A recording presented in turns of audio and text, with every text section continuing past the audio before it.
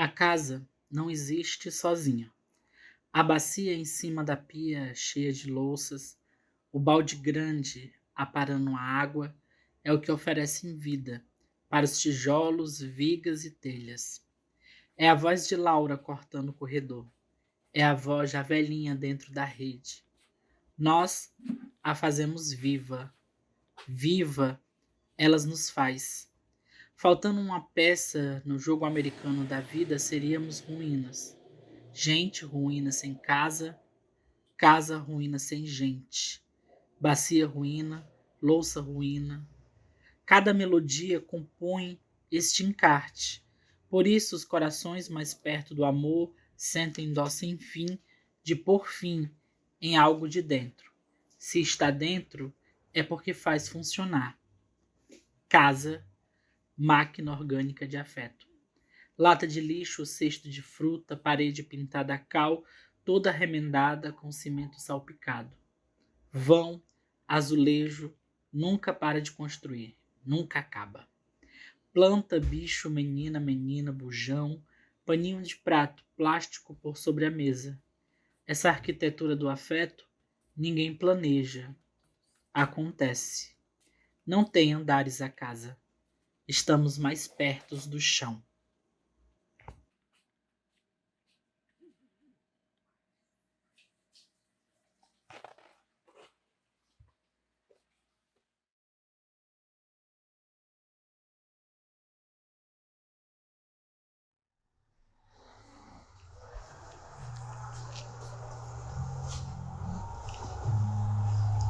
Como iniciam as histórias?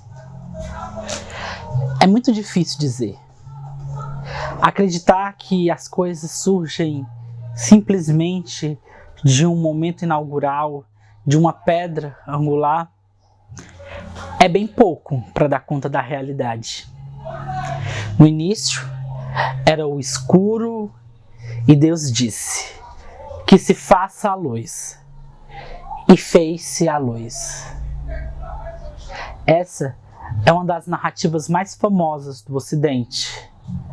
As coisas surgindo de um nada inicial. Seria inverídico dizer que a Livro Livre Curió começou do simples nada inicial. A história é bem mais complexa e pode ter muitos inícios. Esta é a Anita Moura. A primeira vez que eu a conheci foi na escola de narradores, quando ela foi minha aluna. Porém, o nosso segundo e definitivo encontro foi quando ela novamente foi minha aluna, dessa vez no curso de produção de eventos literários, que ofertei junto com a minha amiga Isabel Costa, na Universidade Federal do Ceará. Durante o curso de produção de eventos literários, a Anita nos contou de sua ação com o movimento Livro Livre Ceará, baseado em um outro movimento que acontecia em Brasília. Ela espalhava por toda a cidade de Fortaleza livros com o seguinte recado: leia e depois compartilhe. Sua ação foi crescendo até ela formar uma primeira biblioteca, a Garrateca, dentro de uma clínica veterinária. Essa ação me deixou um pouco animado. Pensei, talvez eu possa fazer a mesma coisa lá em casa. Posso deixar uma mesa, livros disponíveis. Afinal, a nossa casa sempre foi muito movimentada. Entra e sai, corre e desce de muitas pessoas. Minha mãe, manicure e muitas clientes, talvez. Muita gente poderia aproveitar uma ideia assim. Contudo, essa ideia foi crescendo e de imediato, ao invés de uma simples mesa com livros, nós pudemos ter uma biblioteca. Eu propus para que no dia do meu aniversário, ao invés de presentes, fossem oferecidos livros que ficassem nessa biblioteca. E também pedi estantes, já que eu não tinha. E atrás de mim,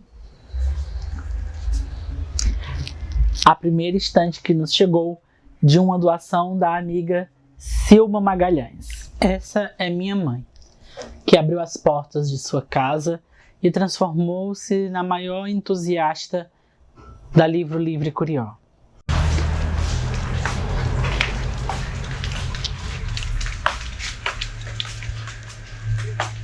Então, todas as quarta-feiras a gente tem aqui o clube de leitura com os meninos. Aqui a gente escolhe um livro e fala sobre ele, né? Sobre o que ele está entendendo na história. Então, tem muitos livros que você pode falar isso com eles e eles já têm o entendimento. Para poder da história você lê e você fica falando com eles, né? O que está ali escrito na história, então é muito importante isso. Por isso que eu sempre fico incentivando eles ler cada vez mais, né? Que eu falo que ler sempre é assim, não é ler tudo o que está, o que você tem na sua frente, né? Pode ser uma imagem, pode ser, às vezes a pessoa, Rita, eu não sei ler, né? Às vezes a criança, quando é bebê demais. Não, você pode ler só em olhar, você está lendo com os seus próprios olhos aquelas figuras que está ali.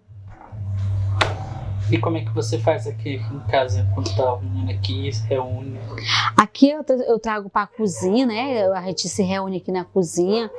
E às vezes eu peço eles, vamos ler esse livro. E aí eles leem e a gente vamos conversando, né? Às vezes eu faço pipoca aqui para eles, às vezes se for, jantas, às vezes eu faço janta e eu já divido com eles também a minha janta, né?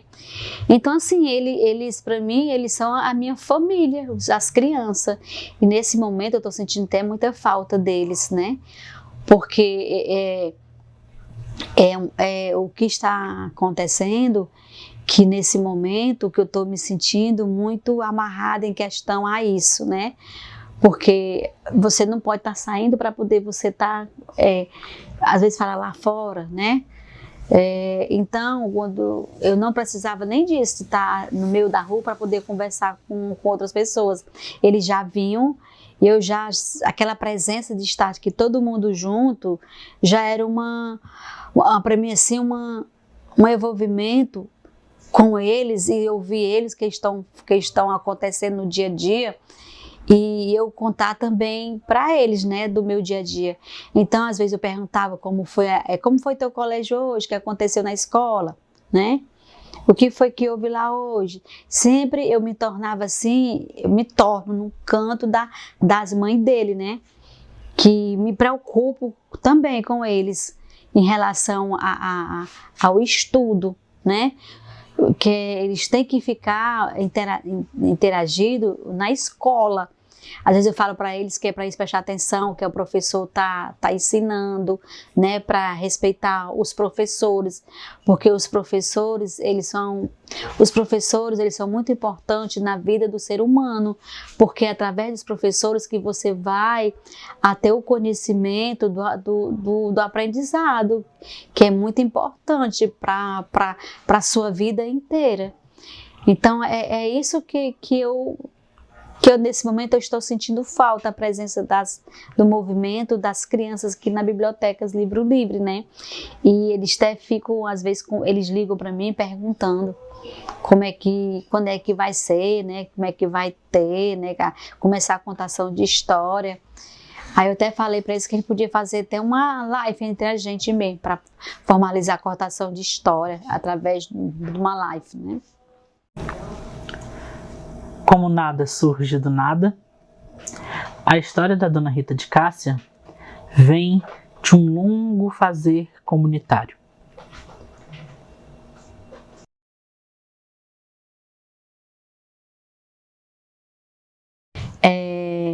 Eu comecei a lidar com as pessoas, foi quando eu me divorciei. Aí, através de outra amiga minha, eu conheci uma pessoa que ele trabalhava já com a comunidade, que ele se chama George Sossa, né? Então, nessa época, ele trabalhava com política, ele era radialista, ele fazia várias coisas com a literatura. Então, ele nesse dia, através da amiga minha, né, eu estava em depressão, né? Muito ruim mesmo, e ele chegou lá, através dessa minha amiga, me convidou para me conhecer ele. Então, eu agradeço muito a ele de ter me tirado como eu estava, né? Que eu estava no estado muito depressivo, porque foi uma história muito longa, né, do meu casamento. Eu casei muito jovem, eu só tinha 14 anos quando eu me casei, né? Eu não tive infância, a minha infância já era casada e fui mãe muito precoce também. Então, assim, não deu certo, né, a minha relação, eu sofri muito, apanhava muito, e eu não entendia, passou muito tempo para mim poder entender, para mim poder sair desse relacionamento, né. Então, voltei novamente para a casa da minha mãe, e ela me acolheu, né, com meus 2 filhos. O Thales já tinha 1 ano, e então, foi um divórcio, e nesse divórcio eu amava ele sozinho, ele não me amava, né? Eu amava ele só, né? Então, assim, que eu fiquei muito depressiva, muito com depressão mesmo. Aí, através da Eliene, que já trabalhava com o George Sossa, né? Que ele já era presidente da entidade lá na Maraponga, que era por trás do presídio, né? Que lá no Alto da Paz, ele já mantinha uma creche, já tinha vários trabalhos feitos na comunidade lá. Então, ele já trabalhava com as políticas e tudo mais, e estavam precisando de uma pessoa para também somar junto com ele. Aí a Eliene falou para ele e ele chegou até minha casa, né? Então, a minha mãe deixou eu ir com ele e foi daí da onde eu fui melhorando mais o conhecimento, deixar aquela minha tristeza que eu estava sentindo naquele momento, né, que eu estava passando, né, que foi muito duro para mim, porque eu era muito jovem, muito jovem mesmo. Então foi daí que é onde eu trabalhei com ele nas políticas da Maria Lúcia na época, conheci a cidade inteira rodando com ele, né, nós trabalhávamos, bem dizer, era 24 horas no ar direto. E aí ele me convidou para mim trabalhar junto lá na creche. Aí foi daí aonde eu comecei a trabalhar junto com as crianças, né? E nessa época, quando eu comecei a trabalhar com as crianças, o Thales só tinha 1 ano de idade. E eu fui me envolvendo cada vez mais, né, com a comunidade. Nessa época eu não tinha estudo, eu tinha parado meus estudos porque ele me prometeu que meu ex-marido, que eu ia estudar na época e ele não deixou. As minhas etapas foram todas cortadas, né? Então que eu fui começar tudo de novo. A história de minha mãe, a minha história, a história da minha irmã está ligada com a história de nossa avó. E a literatura foi sempre um meio de poder resgatar e contar, entender como o hoje tem as suas raízes cravadas no ontem. Textos como o que eu vou ler agora. Existe uma história que eu vi de muitas bocas. Minha avó, no auge do seu bar na Maraponga, deve ter sido pelos idos dos anos 80, conseguia apurar dinheiro suficiente para encher uma bacia, guardada debaixo de cama. Lembro dos meus primeiros anos de vida, os móveis elegantes que minha avó tinha, um grande guarda-roupa, meu lugar preferido de estar dentro, uma penteadeira luxuosa que decaiu ao ponto de pegar fogo e quase matar todas nós. Vó tinha uma ancestralidade indígena. Costumava contar para mim a história de sua bisavó, uma índia laçada. Uma história que me chocava. Soube, depois através dos livros, que essa técnica de estupro e aprisionamento foi proliferada pelos bandeirantes. Aqueles que a gente cresceu estudando na escola, herdeira da ditadura militar, a glorificar como heróis nacionais. Deve ter sido por sua ancestralidade que minha avó, que não tinha o hábito de acumular riqueza, tudo que ela produzia era dividido entre as filhas, filhos, netos, bisnetos, vizinhos, conhecidos e desconhecidos. Todo mundo que chegasse poderia comer. As pessoas entravam e saíam da casa de minha avó sem precisar de um protocolo. Muitas pessoas moraram lá, sem ser necessariamente da família. Para você, isso pode parecer caridade, bondade. Para minha avó, isso era o normal, o correto. Ela dizia que quem nega água para as outras pessoas morre afogado. Em sua cosmovisão, era inconcebível negar comida, água, um banho para quem quer que seja. Sua mente funcionava tanto na lógica dos ancestrais que quando saíamos para as procissões e ela tinha sede ou vontade de ir em algum banheiro, ia na primeira casa que via. A gente perguntava se ela conhecia a dona da casa. Ela dizia que não, mas que ninguém nega uma ida ao banheiro ou um copo d'água para ninguém. Minha avó nunca entendeu nada de capitalismo. Infelizmente, os meus tios não aprenderam com minha avó, ou aprenderam bem pouco, mas pelo menos eu e minha mãe recebemos a herança genética e ética dela. Quem entra aqui em casa come, bebe água, tem dormida. O que não usamos vai para os vizinhos. Eu nunca vi minha mãe colocar nada na OLX. Se uma TV não serve mais, se uma cama não tem mais utilidade, ela sabe muito bem quem está precisando e quem pode ficar com o bem. Dentro dos sistemas que vivemos, corremos muito risco. Às vezes, no meio dessa pandemia, fico com receio de chegar o momento de faltar o básico. Coisa que minha avó repreenderia e diria: besteira, menino, mais tem Deus para dar do que o diabo para tirar. Não acredito nem em Deus e tampouco no diabo, mas continuo acreditando na convicção de minha avó, de que não estamos soltos no mundo, de que somos uma comunidade. Para contar o início da história da Livro Livre Curió Biblioteca Comunitária, seria preciso contar o início da história de cada uma e de cada um das pessoas que colaboraram para sua existência. Minha mãe, minha irmã, Daniel, os jovens da comunidade, as crianças, os pais e as mães dessas crianças, todas as pessoas que colaboram sempre, todos os meses, para que as nossas atividades não cessem.